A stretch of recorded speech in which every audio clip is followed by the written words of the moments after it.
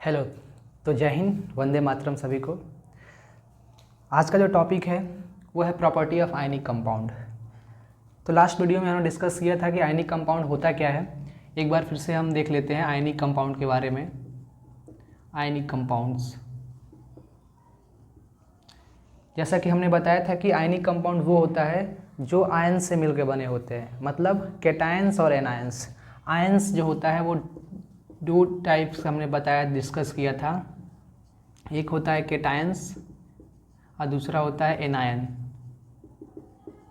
ठीक है, तो जो भी आपका पॉजिटिव वाला होता है उसे कैटायन बोला जाता है, जो नेगेटिव वाला होता है वो एनायन बोला जाता है। आप ऐसे भी मतलब ट्रिक आपको बनाना है, तो कैटायन मतलब प्लस और एनायन मतलब माइनस। ठीक है, अब जैसे यहाँ पे एन आता है ना, नेगेटिव, एन मतलब क्या होता है, नेगेटिव होता है। तो आप ऐसे याद रख सकते हैं कि एनायन जब बात किया जा रहा है तो नेगेटिव मतलब एनायन, एन यहाँ पे एन मतलब नेगेटिव होता है, तो एनायन का हो जाएगा ये। तो कन्फ्यूज़न ऐसे नहीं होना पड़ेगा आपको। कैटायन और एनायन, एग्जाम्पल की अगर बात करें हम, तो जैसे मान लीजिए Na प्लस, ये क्या है, कैटायन है। Cl माइनस, ये क्या है, एनायन है। K प्लस कैटायन है।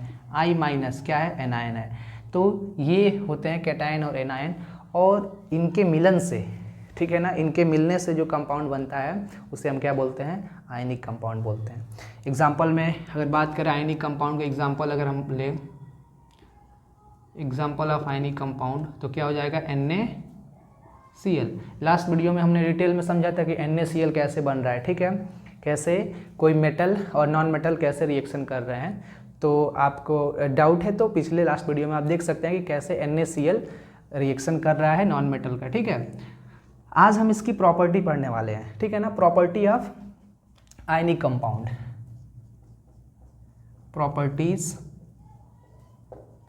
Properties of ionic compound, ionic compound.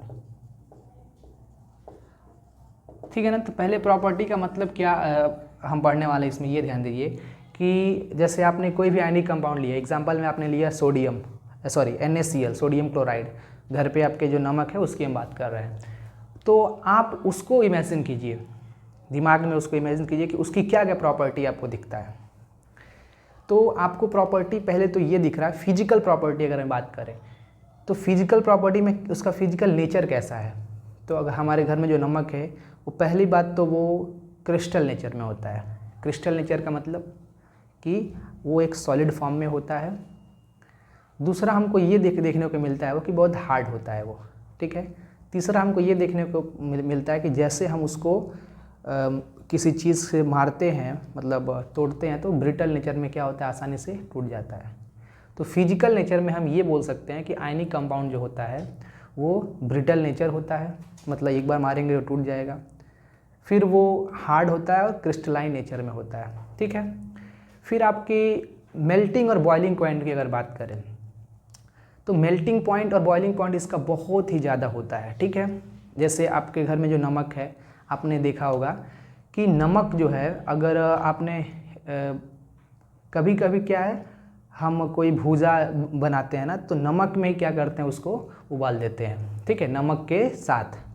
तो नमक जब हम डालते हैं कढ़ाई में और हीट करते हैं तो कढ़ाई लगभग 100 डिग्री से ज़्यादा गर्म होता है, फिर भी वो पिघलता नहीं है। मतलब जो आयनिक कंपाउंड होता है उसकी जो मेल्टिंग पॉइंट और बॉइलिंग पॉइंट होती है वो बहुत ज़्यादा होती है। रेफरेंस के तौर पर अगर हम NCERT लेवल की बात करें तो NaCl का जो मेल्टिंग पॉइंट होता है वो होता है 1074 डिग्री सेल्सियस। उसकी मेल्टिंग पॉइंट होता है, मतलब 1000 डिग्री सेल्सियस से ज़्यादा, मतलब 1074 डिग्री अगर आप गर्म करेंगे तब पिघलेगा वो। और उसके बाद अगर उसको बॉयल करना है, जैसे पानी जैसे कैसे उबलता है, और उसको बॉयल करना है आपको, तो आपको 1686 डिग्री केल्विन, ठीक है ना, केल्विन की, अच्छा केल्विन में टेम्परेचर यहाँ पे केल्विन में दिया गया है।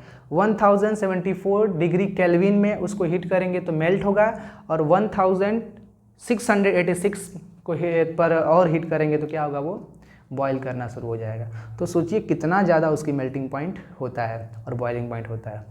तो फिजिकल नेचर में आप ये लिख सकते हैं अपीयरेंस उसका कैसा दिखता है। अब मेल्टिंग पॉइंट में आप एग्जांपल दे सकते हैं कि ये इसके चलते इसका होता है, जैसे कि सोडियम एग्जांपल देकर। सॉल्युबिलिटी की अगर बात करें तो जो आयनिक कंपाउंड होता है वो इलेक्ट्रोवैलेंट कंपाउंड, ये जितने भी होते हैं ये वाटर में क्या होते हैं, सॉल्युबल होते हैं। जैसे आपने नमक लिया, पानी में डाला, डिज़ोल्व हो जाएगा। लेकिन ये जो अब कंपाउंड होते हैं ये सॉल्वेंट में डिज़ोल्व नहीं होते हैं। सॉल्वेंट का मतलब यहाँ क्या हुआ, जैसे कैरोसिन आपने लिया, पेट्रोल लिया, इसमें क्या होगा, जो आयनिक कंपाउंड होते हैं वो डिज़ोल्व नहीं होते हैं। डिज़ोल्व किस में होते हैं, सिर्फ और सिर्फ वाटर में, ठीक है ना। तो आयनिक कंपाउंड जो है वाटर में डिज़ोल्व होते हैं और सॉल्वेंट में डिज़ोल्व नहीं होते हैं, जैसे कैरोसिन हो गया, पेट्रोल हो गया, इन सब चीज़ों में, ठीक है। एक और फेमस एग्जांपल आपको ही पता है कि ये इलेक्ट्रोकंडक्टिव होता है, ठीक है ना। मतलब इलेक्ट्रो, इसकी जब आप इसको पानी में घोल देते हैं तो इससे क्या होता है, करंट इसमें फ्लो होने लगता है। मतलब ये कंडक्टिविटी नेचर दिखाता है। क्यों ऐसा दिखाता है, क्योंकि जब हम पानी में इसको डालेंगे सोडियम को, सोडियम क्लोराइड को, तो Na+ और Cl- में क्या होगा, ब्रेक हो जाएगा। तो कैटायन और एनायन में ब्रेक हो गया, और चार्ज को फ्लो होने के लिए अपोजिट चार्ज कब होता ही है, तो इसके चलते क्या होता है, उसमें करंट फ्लो होता है।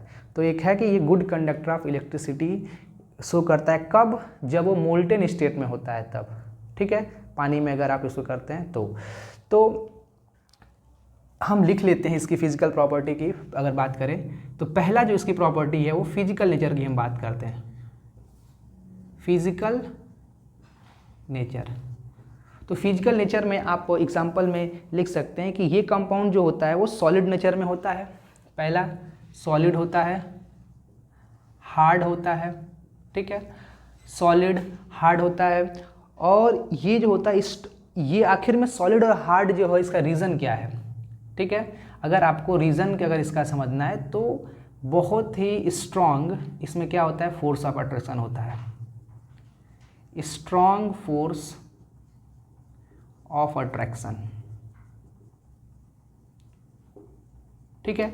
स्ट्रॉन्ग फोर्स ऑफ अट्रैक्शन होने के चलते ये क्या होता है, एक तो सॉलिड फॉर्म में होगा, दूसरा क्या होगा, बहुत ही ज़्यादा हार्ड होगा।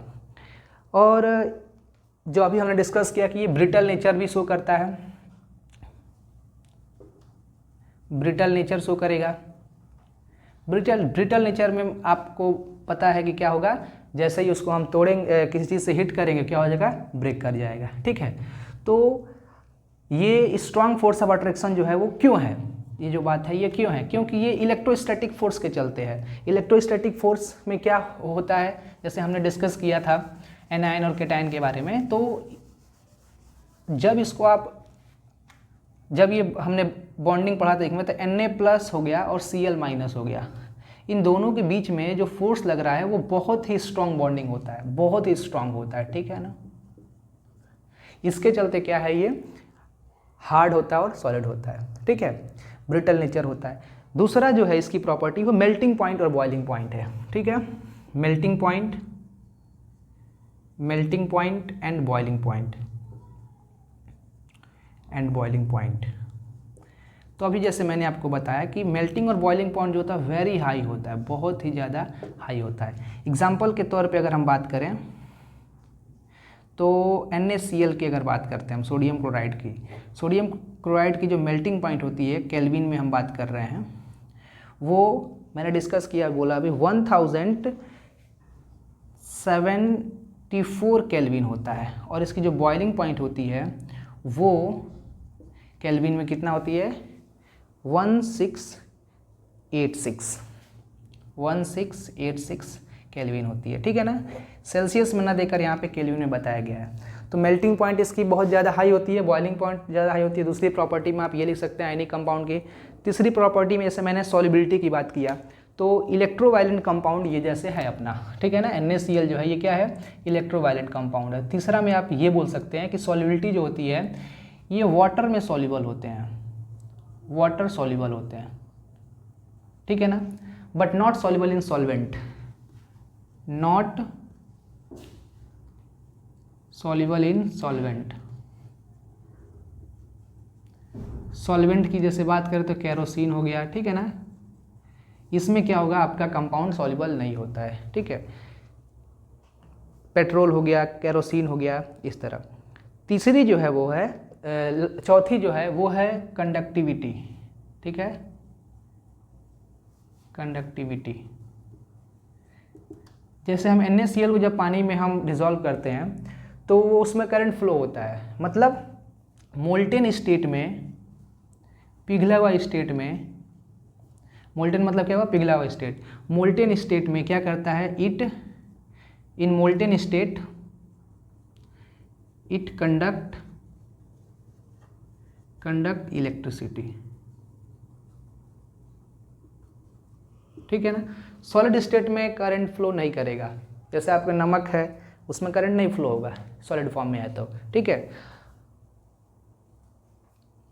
इसका जो रीज़न है वो भी आपको पता है, क्यों, क्योंकि पॉजिटिव जब ये टूटता है Na+ और Cl- में, तो दोनों क्या है, अपोजिट चार्ज होते हैं, और जब इसमें करंट फ्लो होता है तो दोनों एक दूसरे क्या है, अपोजिट इलेक्ट्रोड के पास जाते हैं और करंट का फ्लो करते हैं, ठीक है। तो इसका आप रीज़न ये लिख सकते हैं कि ये पॉसिबल इसलिए होता है ड्यू टू फ्री इलेक्ट्रॉन्स, ठीक है ना, due to free charge of the ions, या फिर ड्यू टू फ्री, सिंपल भाषा में लिखिए कि in molten state it conduct electricity due to free ions, due to free of ions. Ions के फ्री होने के चलते क्या होता है, ये इलेक्ट्रिसिटी कंडक्ट करता है। आयंस में मतलब कैटायन और एनायंस फ्री होते हैं, तो ठीक है। तो यहाँ तक हम, ये आपका क्या रहा, प्रॉपर्टीज ऑफ आयनिक कंपाउंड में, ठीक है, ये आपको याद रखना है। आपके बुक में एक क्वेश्चन भी दिया है इंडेक्स क्वेश्चन में कि why do ionic compound have a high melting point, क्यों, जैसे मान लीजिए यहाँ पे हमने पढ़ा कि मेल्टिंग पॉइंट उसका बहुत ज़्यादा होता है, क्यों उसकी मेल्टिंग पॉइंट ज़्यादा होती है, क्या रीज़न है। तो इसका रीज़न में सिंपल एक ही आंसर हमको देना है कि due to high electronic force, मतलब high, due to high electrostatic force इसमें होता है, मतलब due to high ionic force, cation और एनायन के बीच में बहुत ही स्ट्रांग फोर्स होता है, इसके चलते उसकी मेल्टिंग पॉइंट क्या होती है, बहुत ही ज़्यादा होती है, ठीक है। क्योंकि आयंस जैसे आप उसको हीट करेंगे तो इतना ज़्यादा फोर्स, इतना ज़्यादा स्ट्रांग है आयनिक फोर्स कि वो हटेगा ही नहीं, मतलब वो क्या होगा, ब्रेक ही नहीं होगा वो, उसके लिए आपको बहुत ज़्यादा ही हीट करना पड़ेगा उसको ब्रेक होने के लिए, ठीक है। तो ये एक आप रीज़न दे सकते हैं, ठीक है। अगला जो हमारा टॉपिक है वो अकरेंस ऑफ मेटल, वो पढ़ने वाले हैं, ठीक है। तो अकरेंस ऑफ मेटल पढ़ने के लिए स्पेस हम बनाते हैं।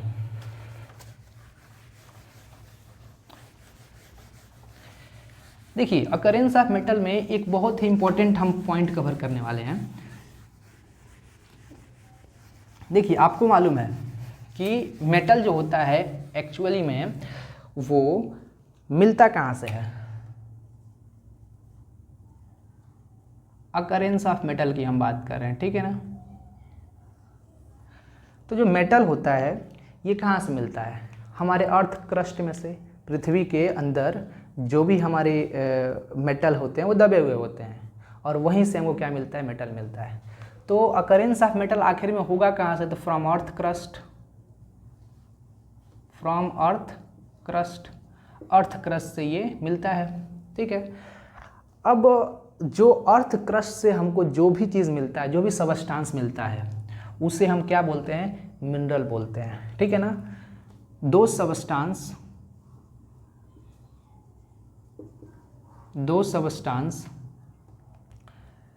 अकर in earth crust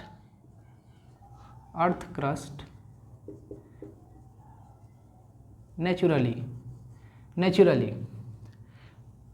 called as minerals, ठीक है ना। तो मिनरल्स की जब बात आती है यहाँ पे, तो मिनरल्स का ओवरऑल आपका जो भी आपके अर्थ क्रस्ट में जो भी सबस्टांस मिल रहा है उसको हम क्या बोल रहे हैं, मिनरल्स बोल रहे हैं। जब मिनरल की बात आती है तो एक बहुत ही इंपॉर्टेंट और फेमस वर्ड आता है, वो ओर्स, आपने नाम सुना होगा ओर के बारे में, ओर्स। तो आखिर में ओर्स होता क्या है, ठीक है। तो ओर्स का सिंपल डेफिनेशन होता है कि वह मेटल जो अर्थ क्रस्ट से ईजिली, आसानी से और इकोनॉमिकली बेनिफिशियल और फ़ायदेमंद से बाहर निकल जाए, उसी को क्या बोला जाता है, ओर्स बोला जाता है, ठीक है। ओवरऑल ये समझिए कि पहली बात तो अर्थ क्रस्ट में वो बहुत ज़्यादा अमाउंट में होना चाहिए, जहाँ भी है, और जब उसको निकालने हम गए तो आसानी से क्या हो गया, निकल गया। तो जो वो मिनरल होता है ना, वो क्या बोलते हैं, ओर्स बोला जाता है। ठीक है, इकोनॉमिकली बेनिफिट होना चाहिए। जैसे कि आप कहीं पे गए अर्थ क्रस्ट में, अर्थ के पास, और आप निकालने गए गोल्ड या फिर मेटल कोई भी आपका मिलने जा रहा है, ठीक है ना। जैसे कि आपको मान लीजिए आयरन ही मिल रहा है, ठीक है, वो निकालने गए वहाँ पे, और वहाँ पे एग्जांपल मैं सिर्फ ले रहा हूँ कि 2 लाख का वहाँ पे आयरन का जो है वो आयरन है अर्थ क्रस्ट में। पर आप जब निकालने गए तो वहाँ पे 2 लाख का आयरन था, लेकिन आपको माइनिंग करने में, लेबर्स करने में, फिर उसको निकालने में, प्यूरिफाई करने में, सेपरेट करने में आपको 3 लाख खर्चा हो गया। तो ये मिनरल तो है वो, बट और नहीं है, ठीक है ना। क्यों? क्योंकि वो इकोनॉमिकली बेनिफिट नहीं है। 2 लाख का प्रोडक्ट था, मतलब मेटल था, और आपने 3 लाख उसके लिए खर्चा कर दिया, ठीक है। लेकिन वही दूसरी जगह अर्थ के किसी और पार्ट पर जब हम गए निकालने, तो वहाँ पे वही था, ठीक है ना। 2 लाख का ही आपका मान लीजिए आयरन था, लेकिन आपको सिर्फ और सिर्फ 50,000 खर्च करना पड़ा, 20,000 ही खर्च करना पड़ा एक्सट्रैक्शन प्रोसेस में। आपने इजीली क्या किया, उसे निकाल लिया। मतलब 2 लाख का आपका मेटल था दूसरे अर्थ पे, दूसरे अर्थ जगह, मतलब अर्थ के किसी पार्ट पर, और आपने सिर्फ 20,000 या 50,000 खर्च करके आपने उसे निकाल लिया। तो वह ये बोला जाएगा कि ये जो है मिनरल, ये ओर है, ठीक है। तो यहाँ से एक चीज़ समझ में आई। और क्या होता है यहाँ पे आप लिख सकते हैं, minerals that are present in large amount in earth crust and economically beneficial and economically beneficial. क्या होना चाहिए, इकोनॉमिकली बेनिफिशियल होना चाहिए, ठीक है। तो अभी हमने एक टर्म डिस्कस किया यहाँ पे कि एक जगह पे हमने मिनरल निकाल रहे हैं हम, तो उसे हम और नहीं बोल रहे हैं, पर दूसरी जगह जब निकाल रहे हैं तो उस मिनरल को और बोल रहे हैं। तो एक चीज़ यहाँ पे याद रखना है आपको कि all minerals are not ores, ठीक है ना। सभी मिनरल और नहीं हो सकते हैं, but all ores can be minerals, all ores can be minerals, ठीक है ना। सभी और जो होते हैं मिनरल हो सकते हैं। इस स्टेटमेंट को एक बार अच्छे से समझ लेते हैं हम। जैसे कि हमने अर्थ के 2 पार्ट पे गए हम निकालने, ठीक है ना। यहाँ आयरन है, यहाँ भी आयरन है, ये आयरन है, ठीक है ना, यहाँ भी आयरन है, ठीक है ना। यहाँ पे अनुमान लगाया जा रहा है कि यहाँ पे 2 लाख का जो है ना, 2 लाख का क्या है, आयरन है। यहाँ पे आयरन है 2 लाख का, ठीक है ना। दोनों जगह पे 2 लाख का आयरन है। पर ये ऐसे एरिया पे है जहाँ पे निकालने के लिए ना जो खर्चा हो रहा है वो आपका 3 लाख एक्सपेंडिचर हो गया। 3 लाख खर्चा कितना हुआ, 3 लाख हो गया। लेकिन जब यहाँ आपने जब इसका एक्सट्रैक्शन किया, एक्सपेंडिचर जब हुआ, निकालने के लिए जो एक्सपेंडिचर हुआ वो मान लीजिए 20,000 हुआ, ठीक है ना, 20,000 हुआ, ओनली 20,000, ठीक है।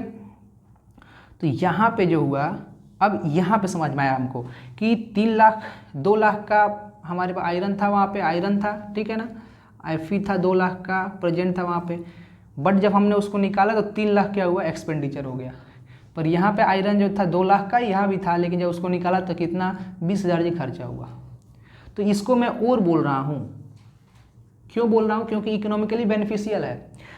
पर जो स्टेटमेंट ये बोला जा रहा है, मैं इस स्टेटमेंट को समझाना चाहता हूँ कि all minerals are not ore but all ores are mineral. देखिए ये जो है अर्थ से ही निकला, ये भी है, ये भी अर्थ में ही प्रेजेंट है, ये भी अर्थ में ही प्रेजेंट है, पर इसको और बोला जा रहा है। क्यों? क्योंकि ये भी अर्थ में ही प्रेजेंट है और इसको और नहीं बोला जा रहा है, बट ये इसको और नहीं बोला जा रहा है, ठीक है ना। तो बस एक ही टर्म याद रखना है कि इकोनॉमिकली बेनिफिशियल है, इसीलिए इसको और बोला जा रहा है।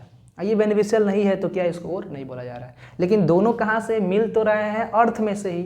तो इसीलिए all minerals are not ores, सभी मिनरल ओर नहीं हो सकते, बट सभी ओर जो होंगे वो मिनरल होंगे, ठीक है ना, क्योंकि सभी ओर, कोई भी ओर हो अर्थ से ही निकलेगा। क्लियर है? इस कॉन्सेप्ट को आपको याद रखना है कि all minerals are not ore but all ores are minerals. ठीक है, आपको रिएक्टिविटी सीरीज अब आती होगी, ठीक है, higher reactive, intermediate reactive and low reactive. ठीक है, ये अब रिएक्टिव सीरीज के हेल्प से या फिर उनकी नेचर के अनुसार कैसे हम मेटल को अर्थ क्रस्ट से निकालते हैं, इसके बारे में हम डिटेल में अब समझते हैं। ठीक है, तो नेक्स्ट वीडियो में हम देखते हैं।